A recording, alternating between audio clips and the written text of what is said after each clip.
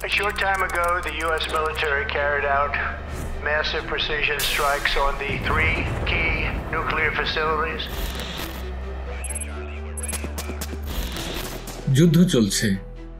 শুধুমাত্র অস্ত্রের যুদ্ধ বললে ভুল হবে, বরং এই যুদ্ধ বিশ্বাস, নেতৃত্ব এবং নিয়ন্ত্রণের যুদ্ধ। যুদ্ধের নিশানায় একজন মানুষ, আয়াতুল্লাহ আলী খামেনি। গত ৩০ বছর ধরে ইসরায়েল, আমেরিকা এবং এপেক এই ত্রিমুখী জোট চেষ্টা করে আসছে তাকে থামাতে। কিন্তু প্রশ্ন হচ্ছে, কেন? এই মানুষটি শুধু একজন নেতা নন, তিনি এমন একটি ফতোয়ার ধারক যা পৃথিবীর সবচেয়ে ভয়ানক অস্ত্রকে নিষিদ্ধ করে দিয়েছে। খামেনির পারমাণবিক ফতোয়া শুধু একটি ধর্মীয় রুলিং নয়, এটি জিওপলিটিক্যাল গেমের নিয়ম বদলে দিয়েছিল। পশ্চিমা শক্তিগুলো নিউক্লিয়ার ডিটারেন্স থিওরিতে বিশ্বাসী, অর্থাৎ অস্ত্র থাকলে শত্রু আক্রমণে ভয় পাবে। কিন্তু খামেনির ফতোয়া বলল নিউক্লিয়ার অস্ত্রই হারাম এবং ইরান কখনোই পারমাণবিক অস্ত্র তৈরি করবে না। এতে যেমন করে ইরানের নৈতিক উচ্চতা প্রতিষ্ঠিত হয়েছিল, সেই সাথে ইরান বোমা বানাচ্ছে এমন পশ্চিমা ন্যারেটিভ ক্রেডিবিলিটি হারায়। ফলস্বরূপ তাদের জন্য ফিজিক্যাল ওয়ার ছাড়া ইরানকে থামানোর রাস্তা সংকুচিত হয়ে যায়। 1979 সাল। ইরান শুধু ইতিহাস লিখেই থেমে থাকেনি, বরং ইতিহাসকে পুনর্জন্ম দেওয়ার পেছনে তার ফোকাস কেন্দ্রীভূত করে। সেই উত্তাল দিনগুলোতে পৃথিবীর মানচিত্রে লাল রঙে লেখা হয়েছিল নতুন নাম, ইসলামী বিপ্লব। পালিয়েছেন স্বৈরাচারী শাসক শাহ মোহাম্মদ রেজা পাহলভি, আর তেহরানের রাজপথে ভেঙে পড়েছে পশ্চিমা শক্তির অহংকার, আমেরিকান ঈগল দূতাবাস। এই পুরো বিপ্লবের ঘটনাটি জানাতে অন্য আরেকটি ভিডিও তৈরি করা হবে, তাই সাবস্ক্রাইব করে রাখুন। ফ্রান্সের নির্বাসন শেষে দেশে ফিরে ইমাম খোমেনি ব্যালকনিতে দাঁড়িয়ে ঘোষণা করলেন, শাহের পুতুল রাজত্ব আর নয়, এবার আসুক আল্লাহর শাসন। এটি শুধুমাত্র কোনো সরকার পতনের গল্প নয়, এ ছিল এক আদর্শের মহাজাগরণ, যার শকওয়েভে কেঁপে উঠেছিল ওয়াশিংটন থেকে জেরুজালেম পর্যন্ত। কিন্তু ইতিহাস কখনো থেমে থাকে না। খোমেনির চলে যাওয়ার পর ইরান নিজেকে আবিষ্কার করল এক চরম সংকটে। কে তুলে নেবে এই বিপ্লবের হাত? সবচেয়ে অসম্ভব উত্তরটি এসেছিল এক নিভৃতচারীর কাছ থেকে, আয়াতুল্লাহ আলী খামেনি। পশ্চিমা বিশ্লেষকদের তখন হাসতে হাসতে নিঃশ্বাস আটকে যাবার মতো অবস্থা। তাদের ভবিষ্যৎবাণী ছিল এই মানুষটি 6 মাসও টিকতে পারবে না। কিন্তু তারা একটি সহজ এবং মৌলিক সত্য বুঝতে ভুল করেছিল। তারা বুঝতে পারেনি খামেনি কোনো রাজনীতিবিদ নন, তিনি এসেছেন একজন নেতা হয়ে বিশ্বাসে ছড়িয়ে থাকা টুকরোগুলোকে একত্রিত করতে। খামেনি তখন মাথা তুলে দাঁড়িয়ে উচ্চকণ্ঠে বলেছিলেন, ন্যায়ের পক্ষে দাঁড়ানোই আমার শক্তি। একদিনের জন্যও যদি আমি ন্যায়কে বিসর্জন দিই, সেই দিনই আমি নিজেকে হারিয়ে ফেলব। সেই মুহূর্তে ওয়াশিংটন, টেল আবিব এবং এপেকের করিডোরে নেমে এসেছিল নিস্তব্ধতা।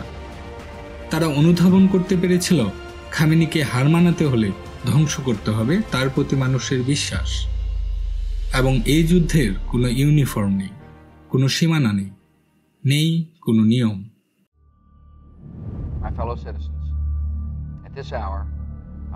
2003 সাল। আমেরিকা ইরাকে হামলা চালিয়েছে।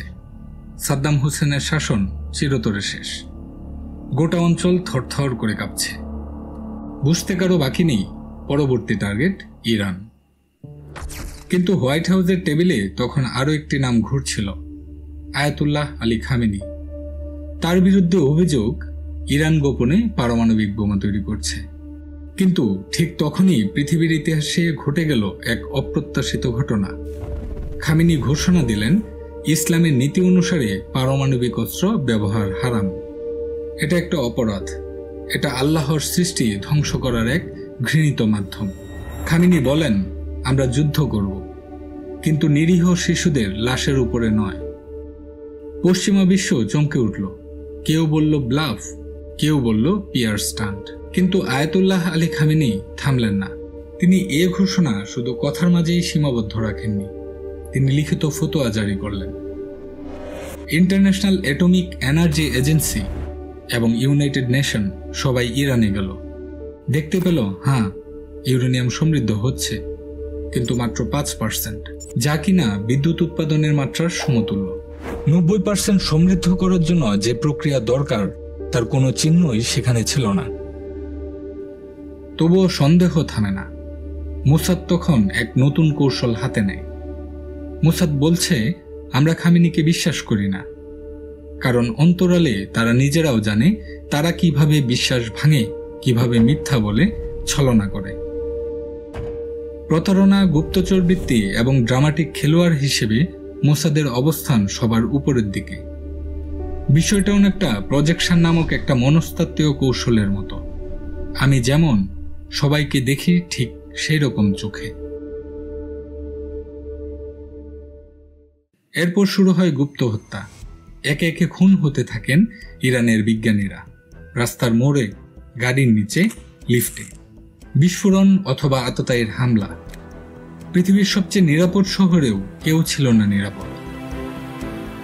কিন্তু আয়াতুল্লাহ আলী খামেনি থামলেন না। তিনি আবার বললেন, যদি আমেরিকা সত্যিই শান্তি চায়, আসুক, দেখে যাক আমাদের পারমাণবিক প্ল্যান্ট। আমরা যা করছি আলোর নিচে সবার সম্মুখেই করছি। এক ফতোয়া, এক নেতা আর এক জাতি, যারা বলেছিল আমরা আত্মসমর্পণ করব না, এমনকি পৃথিবীর সবচেয়ে ভয়ঙ্কর শক্তির সামনেও না। ফ্রন্ট লাইনে আগ্নেয়াস্ত্র বহন করতে থাকা সৈনিকটাও হয়তোবা জানে না সবচেয়ে বিপজ্জনক যুদ্ধ হয় নিঃশব্দে, আর মোসাদ জানে কিভাবে নিঃশব্দকে অস্ত্র বানাতে হয়। ইরানের পারমাণবিক প্রজেক্টে একের পর এক বিজ্ঞানী, উপদেষ্টা এবং প্রকৌশলী খুন হতে থাকেন। কেউ গাড়ি চালাচ্ছিলেন, হঠাৎ বোমার বিস্ফোরণ। কেউ লিফটে উঠছিলেন, কিন্তু সেখানেই তাকে থেমে যেতে হয়েছে। কেউ বিকেলে সন্তানের সঙ্গে হাঁটছিলেন, আর ফেরেননি। মোসাদ এগুলোকে বলে সার্জিক্যাল এলিমিনেশনস, আমরা বলি গোটা জাতিকে আতঙ্কিত করে রাখা। কিন্তু মোসাদ এখানেই থেমে থাকেনি। তারা বুঝতে পেরেছিল আয়াতুল্লাহ আলী খামেনিকে যদি সত্যিই দুর্বল করতে হয়, তাকে ভাঙতে হবে ভেতর থেকে। আর তাই তারা খুঁজে বের করল মাহমুদ মুরাদ খান। এই মানুষটি কেবল একজন ইরানি নাগরিক ছিলেন না, তিনি ছিলেন আয়াতুল্লাহ আলী খামেনির আপন ভাগ্নে।